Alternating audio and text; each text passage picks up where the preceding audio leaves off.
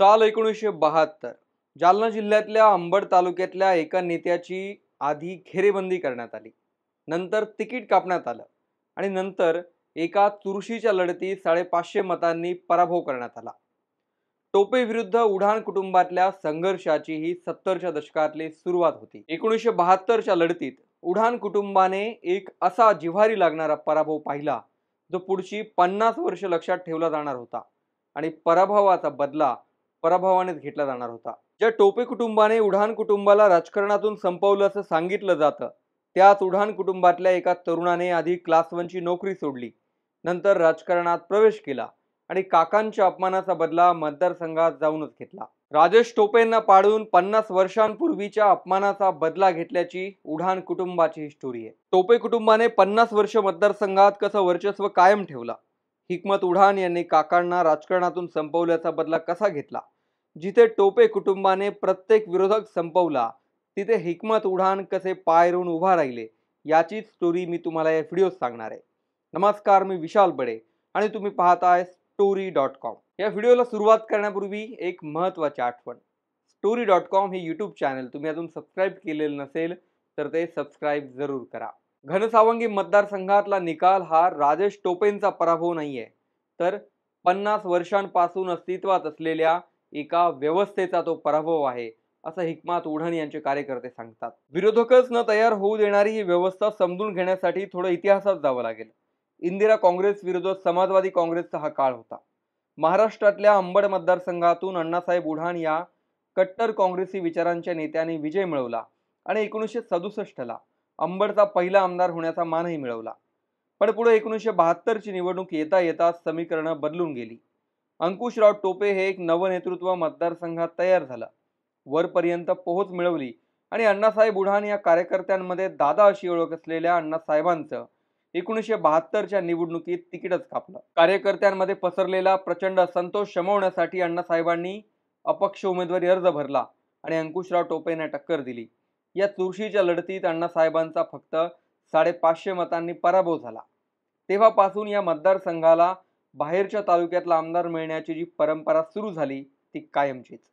या पराभवानंतर मात्र टोपे विरुद्ध उढाण या दोन्ही कुटुंबाचा राजकीय संघर्ष वाढला. स्वर्गवासी अंकुशराव टोपे यांनी जिल्ह्यात स्वतःचं वजन असं वाढवलं की प्रत्येक स्थानिक स्वराज्य संस्था, मध्यवर्ती बँक, मार्केट कमिटी सगळीकडे टोपेंची सत्ता येऊ लागली. 1980ला जेव्हा अण्णासाहेबांनी टोपेंच्या उसाच्या राजकारणाला शह देण्यासाठी रेणुका सहकारी साखर कारखान्याची पायाभरणी केली, त्यालाही टोपेंनी ब्रेक लावला.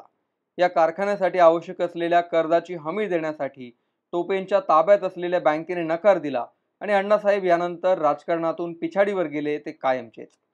शरद पवारांनी जेव्हा राष्ट्रवादीची स्थापना केली तेव्हा अण्णासाहेबांनीही पवारांची साथ दिली, पण अंकुशराव टोपे यांनीही पवारांसोबत जाण्याचा निर्णय घेतल्यानंतर अण्णासाहेब पुन्हा स्वगृही म्हणजे काँग्रेसमध्ये परतले.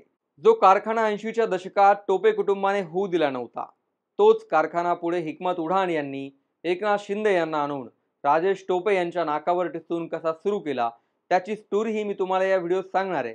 पण आधी उढाण विरुद्ध टोपे कुटुंबाच्या संघर्षाच्या समारोपाकडे वळू. अंकुशराव टोपे उढाण कुटुंबावर भारी पडले आणि शरद पवारांच्या नेतृत्वात पुढे टोपेंचं साम्राज्य वाढतच गेलं. आधी अण्णासाहेब उढाण, मग नंतर विलास खरात, चौथे बाबूराव कुलकर्णी, माजी आमदार अंकुश भालेकर असे मतदारसंघातले एक एक करून सगळे विरोधक टोपेंनी अक्षरशः संपवले म्हणता येईल. 1995ला पहिल्यांदा या मतदारसंघात शिवसेनेने विजय मिळवला, पण 1999 नंतर अंकुशराव टोपे यांनी हा मतदारसंघ स्वतःच्या मुलासाठी सोडवून घेतला आणि राजेश टोपे यांची इथेच खऱ्या अर्थाने राजकीय एंट्री झाली.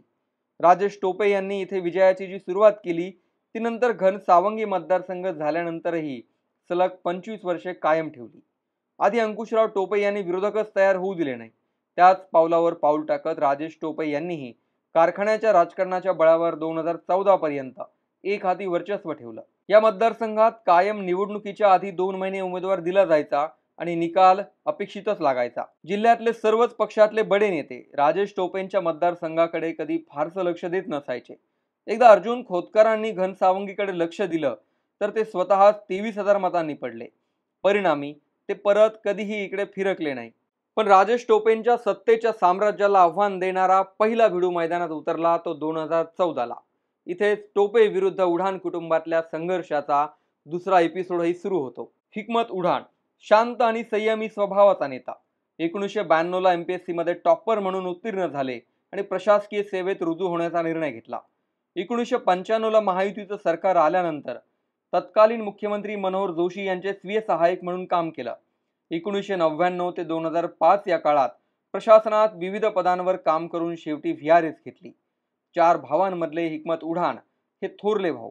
वडिलांचं छत्र लवकरच हरपल्यामुळे अण्णासाहेबांच्या छत्राखालीच ते लहानाचे मोठे झाले। एक भाऊ डेप्युटी इंजिनियर आहेत, तिसऱ्या क्रमांकाचे भाऊ निवृत्त सहकार आयुक्त आहेत, तर सर्वात धाकटे भाऊ MD डॉक्टर आहेत। अशा उच्च शिक्षित कुटुंबातल्या हिकमत उढाण यांनी स्वेच्छानिवृत्तीनंतर 2007 ला बांधकाम कंपनी टाकली आणि व्यवसायात लक्ष घातलं। पण 2014 ला घनसावंगीतलं राजकारण अचानक 360 डिग्रीमध्ये फिरायला लागलं। शिवसेना भाजपची युती तुटली, तर काँग्रेस आणि राष्ट्रवादीची आघाडीही तुटली आणि घनसावंगीत चौरंगी लढत झाली। 2014 ला ऐनवेळी हिकमत उढाण यांना उमेदवारी मिळाली, त्यात त्यांनी तिसऱ्या क्रमांकाची 45,000 मतं घेतली, तर भाजपच्या उमेदवाराला 54,000 मतं पडली आणि राजेश टोपे 1,00,000 मतं घेऊन विजयी झाले। पण हिकमत उढाण यांना समजलं होतं की राजेश टोपेंना पाडणं फार कठीण नाहीये। हिकमत उढाण यांनी 2014 ला मतदारसंघात पाय रोवणं सुरू केलं आणि राजेश टोपेंच्या विरोधातला एक खमक्या चेहरा म्हणून ओळख मिळवली। घनसावंगी मतदारसंघात जो टोपेंना विरोध करतो त्याचा ऊस बांधावरच तोडून टाकावा लागतो, तो तोडण्यासाठी मजूरही मिळत नाही असं म्हटलं जातं। याच भीतीपोटी आजपर्यंत कुणीही टोपेंचा विरोध पत्करला नाही। ज्या गावात लीड घटलं तिथल्या शेतकऱ्यांचा कार्यक्रम झालाच म्हणून समजा असं वातावरण असल्याचं मतदारसंघातले लोक सांगतात। हिकमत उढाण यांनी सर्वात आधी समस्येवर तोडगा काढला, स्वतःचा कारखाना टाकला आणि टोपेंच्या ज्या दहशतीविषयी बोललं जातं त्यावरच घाव घातला। पुढे 2019 ची निवडणूक आली आणि शिवसेनेची उमेदवारी पुन्हा हिकमत उढाण यांनाच मिळाली। या निकालात राजेश टोपे विजयी झाले, पण आकडे त्यांची झोप उडवणारे होते। घनसावंगी आणि जालना या 2 तालुक्यातून हिकमत उढाण यांनी लीड घेतलं। राजेश टोपेंना फक्त अंबड तालुक्याने सावरलं आणि ते 3,500 मतांच्या फरकाने विजयी झाले। 2024 ची विधानसभा येता येता बऱ्याच घटना घडल्या। हिकमत उढाण याआधी उद्धव ठाकरेंसोबत होते, पण ते कधीही महाविकास आघाडीच्या व्यासपीठावर गेले नाहीत। टोपेंना असणारा त्यांचा विरोध कायम होता। अखेर लोकसभेच्या निकालानंतर महाविकास आघाडीचं काम न केल्यामुळे अनेक उढाण समर्थकांवर कारवाई झाली। परिणामी उढाण शिवसेनेत गेले आणि त्यांना तिकीटही मिळालं। मराठा विरुद्ध OBC वादाचा हॉटस्पॉट झालेल्या या मतदारसंघात एका मराठा नेत्याने आमदार होणं ही तारेवरची कसरत होती, पण या कसरतीतही हिकमत उढाण यांनी दोन्ही समाजाला सोबत घेण्यात यश मिळवलं। घनसावंगी मतदारसंघात 10 वर्षात पहिल्यांदाच पंकजा मुंडे यांची सभा झाली आणि अंबड तालुका जो नेहमी टोपेंना पाठिंबा द्यायचा तिथला मतदारही टोपेंच्या विरोधात केला। निवडणुकीच्या आधी एकनाथ शिंदेंना बोलवून जिथे काकांनी सहकारी कारखान्यासाठी जमीन घेतली होती तिथे 100 एकरात कारखान्याचं उद्घाटन केलं आणि दुसऱ्या कारखान्याची पायाभरणी सुरू केली। याने मतदारांमध्ये आणखी आत्मविश्वास आला। परिणामी या मतदारसंघातला निकाल फक्त बदललाच नाही, तर 50 वर्षांपूर्वीच्या जिव्हारी लागणाऱ्या अपमानाचा बदलाही घेतला गेला। टोपे विरुद्ध उढाण कुटुंबाच्या संघर्षाची ही स्टोरी तुम्ही ऐकली। तुमची मतं कमेंटमध्ये जरूर लिहा। हा व्हिडिओ तुम्हाला आवडला असेल तर शेअर करायला मात्र विसरू नका।